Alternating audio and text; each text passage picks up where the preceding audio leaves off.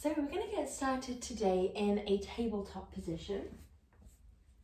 So we draw the wrists underneath the shoulders, the knees underneath the hips, and with a pressure backwards and down through your shins, forwards and down through your fingertips, and the fingertips spread wide, we should find that the tabletop itself becomes a little bit taller and a little bit stronger. As we do this, we're going to tuck the rib cage up towards the spine, retract the shoulder blades down towards the waist, and lift the abdominals up and in. If you find that you breathe a little bit differently when you draw those abdominals up and in, that's fine, but we still want the amount of breath that we can take in to be the same. The breath should start to fill the width of your diaphragm and the width of your chest, as opposed to ballooning into the belly. But we shouldn't feel short of breath. And when you're feeling ready, keeping those two internal engagements, we exhale, shine the tailbone down towards the floor, roll through the vertebrae, and come up into a cat stretch. Inhale, back into your lovely tabletop position. Exhale, tuck your tailbone down, round through the vertebrae. Really draw the abdominals towards the spine and the center spine to the sky. Inhale back to center and aim for that perfect tabletop. We move from the base of the tailbone all the way up to the top of the back of the neck. Well done. And then we inhale back, starting from the tailbone, working our way up. Exhale, think about the abdominals lifting to the spine, pelvic floor lifting up and in, and we pour the breath out of the body. Inhale, aim for length and strength. Last one here.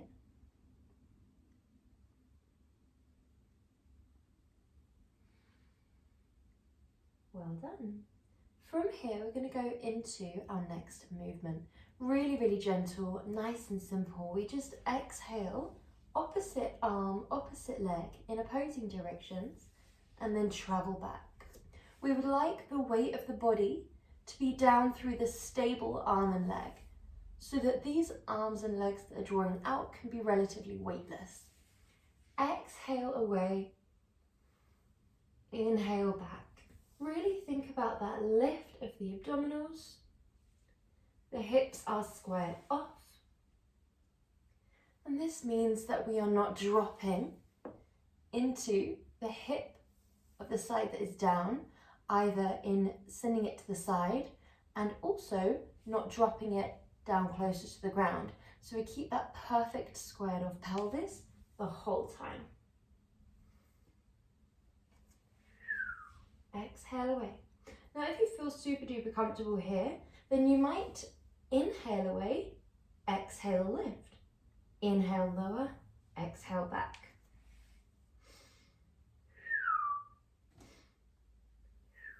You don't have to breathe audibly, I'm just doing it to indicate when I'm exhaling. So we inhale, exhale, inhale, exhale. We really want to think about those squared off hips still, and this time, rather than thinking about the hip not dropping down, we're paying an extra attention to that hip not extending outwards. It's really normal to externally rotate the hip when we're not paying too much attention. If the leg is lifting, we have this sort of intuitive thing take over where we really want to get the most out of it, so we flick it up, use momentum. We're trying to avoid that as much as we can, really prioritize alignment, precision, balance, stability, and being squared off. The pressure forwards and down through your fingertips and backwards and down through your shins is not only really good for creating stability, ensuring that we don't sway side to side as we move, your tabletop is sturdy, even when two of your table legs are taken away, but it's also great for relieving pressure off your wrists and your knees. For our last few here, we're going to go straight up into an inhale, Exhale, crunch. Inhale, reach. Exhale, down. Now that was with a straight spine. Inhale, reach. Exhale, crunch. Inhale, reach. Exhale, down. If you're feeling super balanced here, you might do this with a flexed spine, like so. Good job.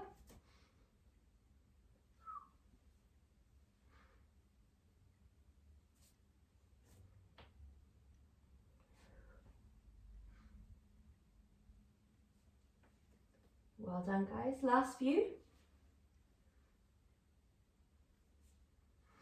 One more on each side.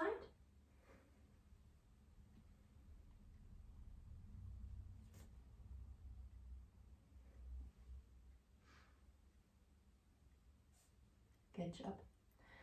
From here, we're just going to come into a little stretch position. Send your knees wide, send your hips back, and just reach all the way to the front of your mat with your arms.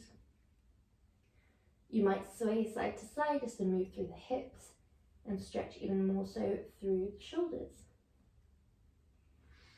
And then when you're feeling ready, we're going to make our way all the way onto our tummy. Okay. So from here, rest your forehead down on your forearms. We're going into our point and flex. The movement is going to be point, flex, lower. 1, 2, 3. The speed is 2 exhales and an inhale.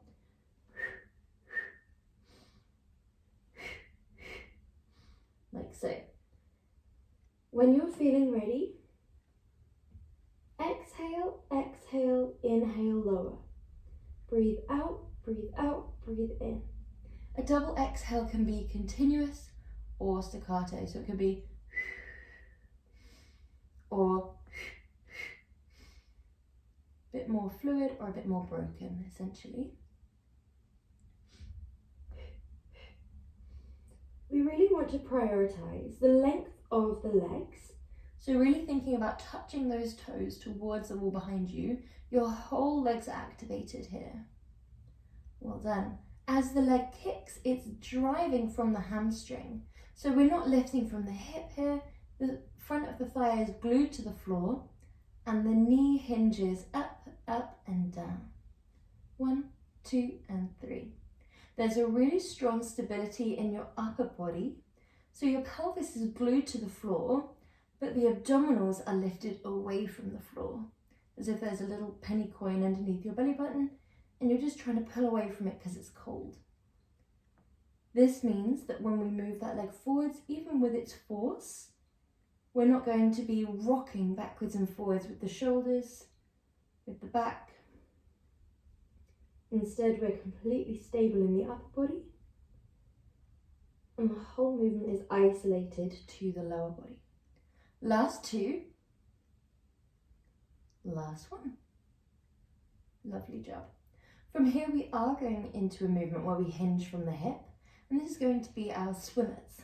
So, with the arms out in front, again, you can have the arms as they were if we're a little bit newer to this movement. If not, we're going to draw both out in front and go into opposite arm, opposite leg. Inhale, lower. 1, 2.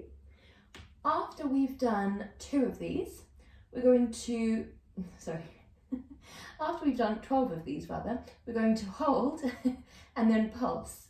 That'd be very easy going from 2. So when we're ready, we're going to do 12 on both sides, so it's 6 on each. We exhale, drive right arm, left leg up and away from the ground. Inhale, lower. Exhale, other side. Inhale, lower. Exhale, lift. Inhale, lower. Aim for length. We're alternating here. Imagine there's a piece of paper just in front of you and you're reaching out towards that piece of paper with your fingertips, trying to draw a line up and down. Same with the feet, it's just out of reach, so the legs are drawing back as much as they can. Well done. Last one, we're going to hold and then we lower halfway and lift. Halfway, lift. Pulse, pulse, pulse, pulse. 1, 2. Now, if you can feel this in your back more than your glutes and hamstrings, draw your feet closer together, as it's likely that the legs may be splayed a little bit too wide. 1, 2, 1, 2. It's up to you whether the palm faces in or down. Down can get a little bit more of a shoulder focus. In is a little bit more of an arm focus. 3, 2, 1. Lower down. Other side, when you're ready, we lift up towards the sky, but aim for length and prioritize length. Back of the neck is long and we pulse. Back of the neck being long just means that the neck is a neutral extension of the spine. Good job, guys.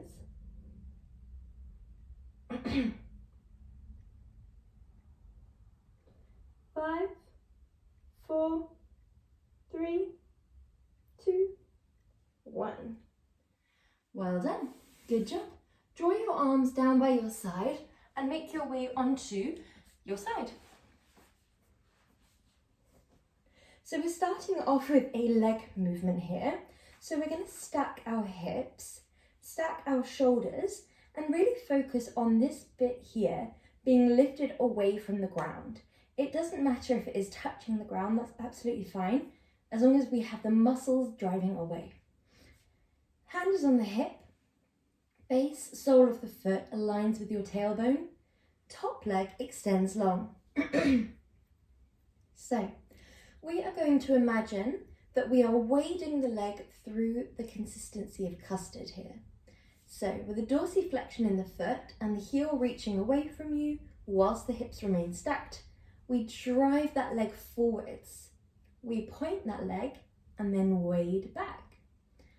So, this is very easy to just go through the motions. It's very easy to fall out of alignment without noticing. So there are a few things that we can do to make sure that we are engaging our muscles as much as possible, that our movement is intentional, and that we stay in line. The flexion and the pointing are one thing that we can do to make the most out of this movement. When we flex, it allows us to feel that sensation of stretch a little bit more down the back of the leg, and the point allows us to feel that sensation of strength a little bit more down the back of the leg. It can be very tempting to flick that leg up at the back and then drop that leg forwards and down at the front. And we don't want to do either of these. We really want to keep it in line with that hip joint. The hip joint is not necessarily the top of the pelvis, but it's more so where the leg attaches to the pelvis. So that's what we want to stay in line with. Good job. If you find that you are falling forwards, you'll find that the rest of your upper torso begins to overcompensate or fall with the hips. So that might mean that the pelvis falls forwards and the shoulders fall back, and vice versa. Or it might mean that as the hips fall forwards, your whole body falls forwards. Overall, it will feel a lot less stable.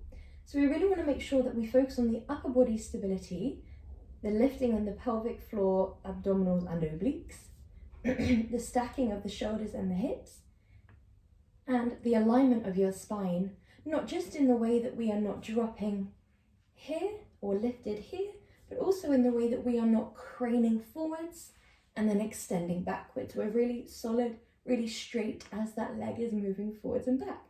Last one here. Well done. And then drop that leg. So that was quite a nice leg focus. You'll probably feel it quite a bit there. You can draw that top leg forwards for a nice stretch.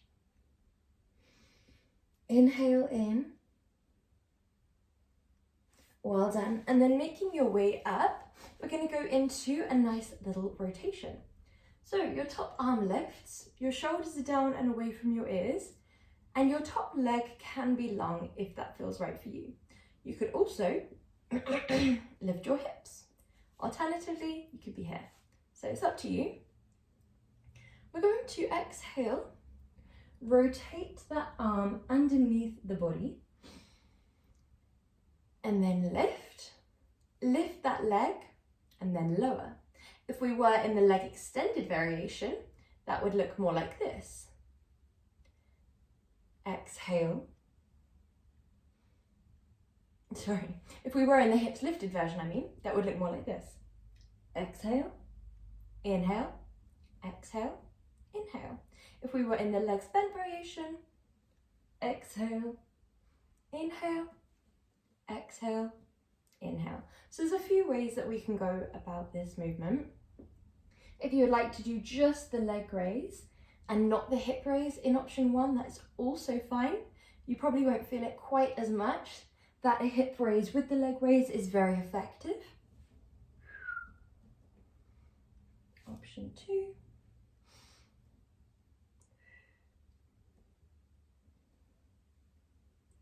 And option 3.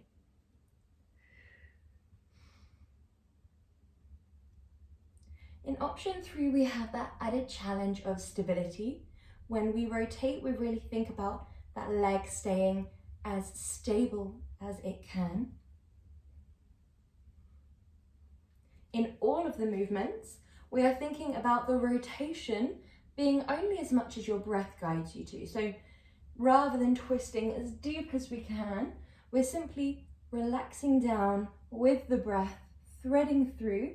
And the moment you start to feel it become less about the breath and more about reaching or forcing yourself that bit further, we stop and then allow the inhale to carry us back open. So the movement is very guided by your breath. As you exhale, you're releasing breath out of the torso and we rotate and twist. As we inhale, we fill the torso with breath. Well done. Last one, wherever we are.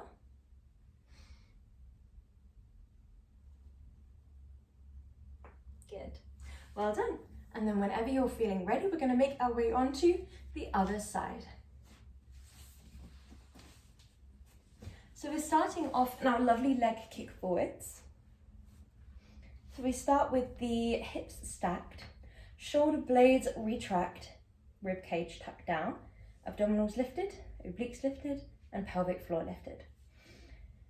Option 1, send that leg up and you have the option to have your hands down or on your hip. Flex that foot forwards, point, and draw that leg back. Exhale, exhale if you wish to make it a little bit harder, and it just takes you that little bit deeper into the stretch. You get that sensation of stretch all the way from the hamstring down to the heel. Exhale, exhale, inhale. Now you'll feel it if you are maybe falling forwards with that leg as you come forwards or flicking up with that leg as you draw back. When you draw to this back point here, we really want to use that as our reset point. So use that as the moment where you think, am I in line? Are my hips stacked? Are my shoulders stacked? And then as you drive forwards, that's in your mind the whole time. We do have the added benefit of, as the leg comes forwards, we can kind of see if it's in line with the hip, if we notice it drawing forwards down towards the floor. And as we draw the leg back, you're using your proprioception a little bit more. So just using your awareness of where your leg is in relation to the body, in relation to the floor. When we say guiding through the consistency of custard, bit of a strange cue, but it can help those smaller muscle fibers get more involved when we imagine that there is something that we are wading through as opposed to something that we're pulling against. Good job. These small visualizations really help us stop going through the motions of the movement and help us more visualize and recruit slightly more muscles to help us through the movement. A lot of the movement in Pilates, there is a more intense part and then a part where we're going with gravity or with the grain of the movement a little bit more. So it helps us get the most out of both parts of the movement. Last one. Good job, well done. When we're feeling ready, we come up onto our forearm, and it's up to you again whether we have that leg in a bent leg position, like so, where we would exhale, thread under, inhale up. Exhale, lift, inhale, lower. Option 2, exhale, thread, inhale, lift. Exhale, lift. Inhale, lower. Option 3, that leg hovers. Exhale, inhale, exhale, inhale. In that option 3, when we touch the leg down, it's really weightless. We're not relaxing the foot. We're keeping all of the tension in that base leg. Whichever one we choose, make sure that we are focused on alignment, focused on honoring the breath as we move. When we think about moving with the breath, it helps us set that Pilates pace without us having to do anything at all. Just thinking about embodying the inhale as we open. Exhale, inhale. Exhale, inhale. Going at that slower pace is one of the most beneficial and challenging parts of Pilates. It's what helps us spend that bit more time in that challenging part of the movement rather than using momentum. It always helps us ensure that we are using the muscles rather than speed, momentum, or making up for the movements with the limbs, for example. For example, here we know that we are exhaling, twisting, inhaling, opening, using the obliques and the abs rather than just the arm moving. There's a lot of coordination going on in Pilates as well. So that slower speed can make sure that we don't forget little parts. It makes sure that we are using right breath with right movement and keeping that stability, keeping all the principles of Pilates in our mind. Last one. Good, well done. So this next movement, we're moving on to our back. So we're going to start off with our hands by our temples. If you're very new to bridges, then feel free to have your hands down by your side instead. If not, our movement is going to be exhale, roll gently up, inhale at the top, exhale, roll gently down. Gently lift, hold, gently lower, hold.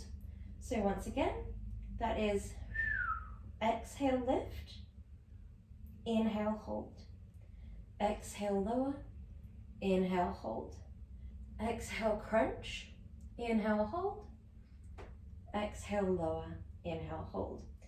If you would like to take that up a notch, then it is exhale, lift, inhale, hold, exhale, lift, inhale, lower, exhale, lift, inhale, lower, exhale, lower, inhale, hold, exhale, lift, inhale, hold, exhale, lower, inhale, hold. When we're feeling ready, we're focusing a lot on sequential control here. Make sure that your head is supported gently by your fingertips, by your temples, rather than hooked behind your head.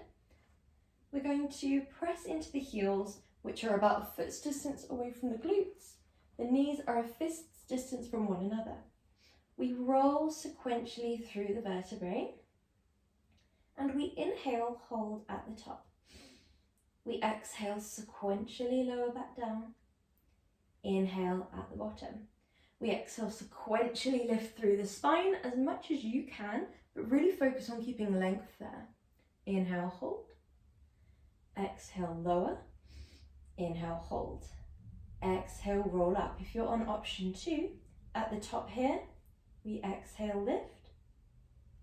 Inhale, lower. Exhale, lift. Inhale, lower. Exhale, lower. Inhale, hold.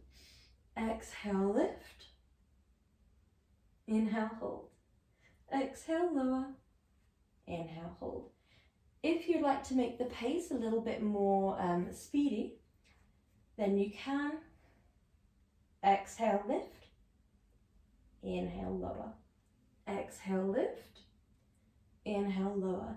But as I mentioned before, sometimes taking a bit more time and spending those extra moments with holds on the inhales especially can be really beneficial, not only for spending more time in the intense parts of the movement, but also gives you more time to think about alignment, precision, balance, stability, all those things that we really want to prioritize. So it just gives us more time to consider them.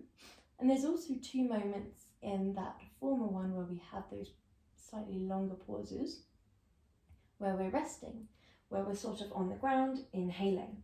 These parts are really beneficial not only for a rest, so we can go for longer, the muscles become much less fatigued, much less quickly, but also for realignment.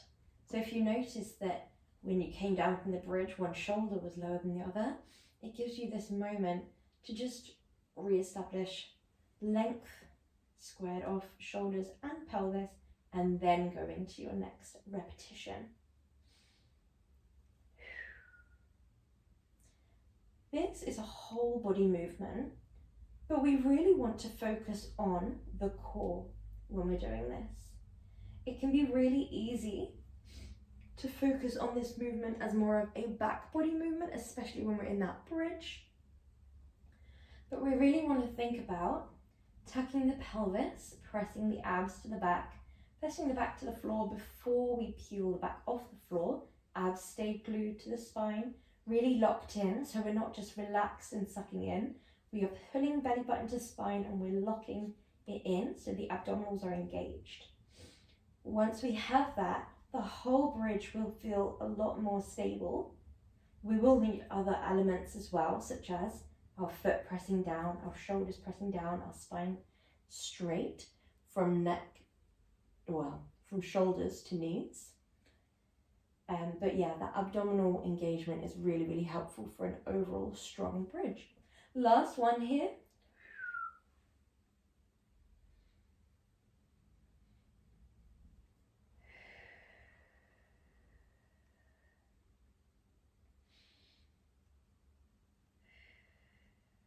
Well done. When you're feeling ready, send your arms and your legs long. Good job. So from here, we're going to grab an item. This could be anything. It doesn't have to weigh anything. So I'm going to use a little yoga block. You could use a remote control, bottle of water, a slipper, anything that you can find nearby. And preferably something that doesn't weigh anything if you can. We're going to make extra sure that we don't let go of the item. That's very important in this movement. So option 1 is legs like so. This is quite a challenging one on the coordination.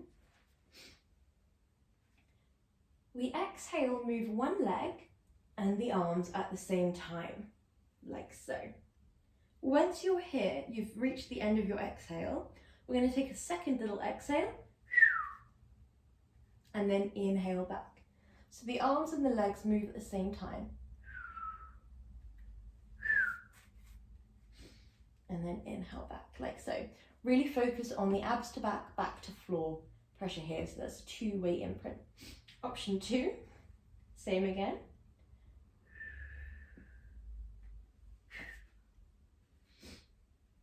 Like so. So it's exhale, exhale, inhale back, like so. Okay. When you're feeling ready, make your way into your perfect version of this pose, whether that is option 1 or option 2. If we need a gentler approach, have the soles of your feet down and then draw the leg like so, rather than having that weightless foot. Okay, when you're ready, exhale, sequentially lift through the upper vertebrae. Find that strength from the core.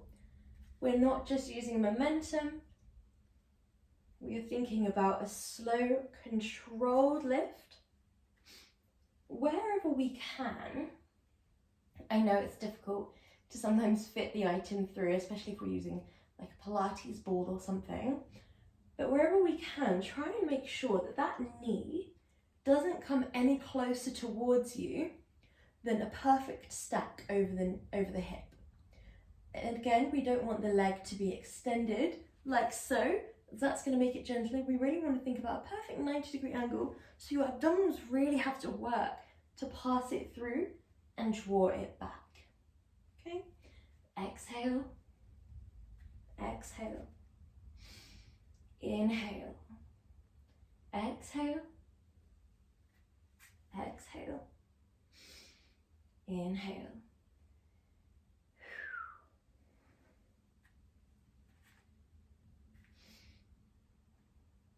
Lovely job, guys. Breathe out, breathe out, breathe in. Allow yourself to focus on the pace here. Focus on where the movement is coming from. If you ever start to cramp in movements like this, it can be from the pointing for long periods of time. So allow yourself a neutral foot whenever you need.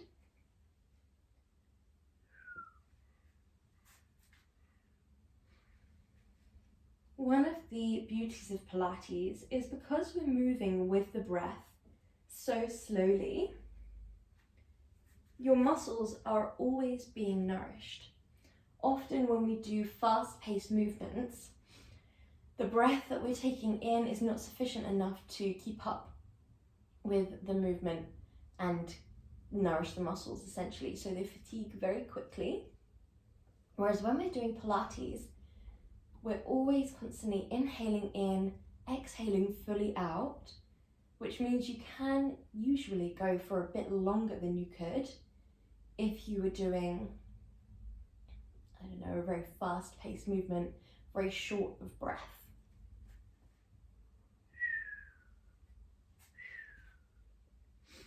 Which means in the long run we can get a lot more out of our movements. And there's that added benefit of knowing that we have time to make sure that we are doing it properly, that we're engaging from the correct area. It's also a lovely mind-body connection, so it gives us that added relaxation, even if in the moment it doesn't feel relaxing. Last one. Exhale, exhale, inhale back.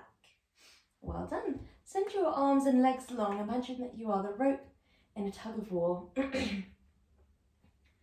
Being pulled from the hands, pulled from the feet, creating this lovely stretch throughout your whole body. Inhale deeply. And, sorry, I've got a frog in my throat. When we're feeling ready, we're going to go into our next movement. So this is going to be our scissor dead bugs. And making sure that you've got enough room behind you where you can. So option one, lovely and gentle, is opposite arm, opposite leg, moving the same direction. So a little bit of a different dead bug to usual. Option two, we start with the head, neck and chest lifted. Your eyes are going to follow that hand as it travels back and travels forwards. So I don't mean you actually have to draw your head to look back, but essentially you're starting lifted, you drop the head to the ground, and then you relift. So it's just going to add a little something to your dead bug. Same with option three. You start here. As you lower the head, you lower the leg and arm, and then you lift. These can be quite challenging, so if you get tired of your dead bugs because of that extra little lift and lower that we're doing with the head today, then just go back to your normal ones where the head and neck are lowered the whole time. Rather than stopping completely when you get tired, go to the head down variation. Okay, when we're ready, drop head and neck, and we lift. Drop head and neck, and we lift. You can add a little something to option three, where you dorsiflex on the way down, and you plantar flex on the way up, meaning flex the foot, shine the sole of the foot forwards, and then point the foot. Really nice job, guys. If you're on option two, we can keep the leg bent, like so. 1, 2. 1, 2. Because our next movement, it's a little bit ab intensive today, is an extension of the leg. So we don't want to do too much of the similar movement. Inhale, exhale, crunch. If we are very, very tired and you would like to drop the head, you could drop all the way back. Option 1, option where the arms and legs are moving in the same direction. This is a little bit easier, not only on the abdominals because you're not lifted and because the legs are supported by the ground, but also it's easier on the coordination because the arms and legs are going in the same direction. So it feels a little bit more intuitive than that opposite arm, opposite leg, opposing direction. We have one more on each side. Allow yourself really to focus on the hip hinge and the knee fix in the option 2. Last one, good job. And whenever you're feeling ready, we're going into our last abdominal movement, our last movement altogether, which is our single leg stretch. So option 1, if you're feeling real tired, is just exhale, send the leg away, point and draw it back. Because you have already done a lot of abdominal work here, and because this leg that is down is really weightless, you're really going to feel this in the lower abdominals, even though it's a relatively gentle movement. Option 2, the leg draws in as one draws away, back, and swap. 1 and 2. Option 3, the hand is on the inner thigh and outer shin. We go tabletop and out. Tabletop, out, out, and exhale. Inhale to tabletop and exhale. This is a finisher, so really give it everything that you have here. Not in the way that we need to speed up. In Pilates, it often means slowing down. Really focusing on knees above hips, shins parallel to the sky wherever we can. Back of the neck is nice and long. Chin is tucked but not too tucked, meaning you could have a little satsuma just beneath your chin and you're keeping it there. It's not squished and it's not rolling away. If you get tired, you can absolutely drop down to option 2 or option 1. Well done, we have just 3 more. Lovely job. 2 more. Last one. Inhale deeply, move your legs side to side, and then send your arms and legs long. Imagine that you're the rope in a tug of war again, but this time you are being pulled to one side with your arms and your legs, whilst the pelvis stays in the middle. Inhale. And other side when you're ready.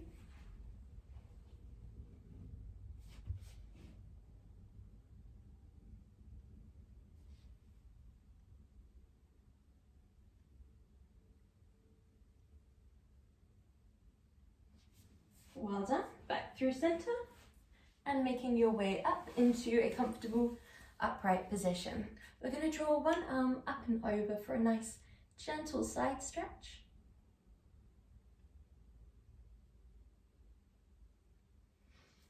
Other side.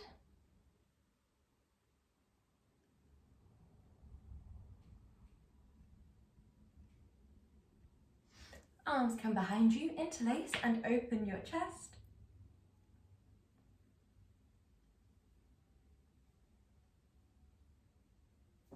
And then draw your legs forwards with a nice dorsiflexion in the feet so they shine forwards, and just hinge a little bit here.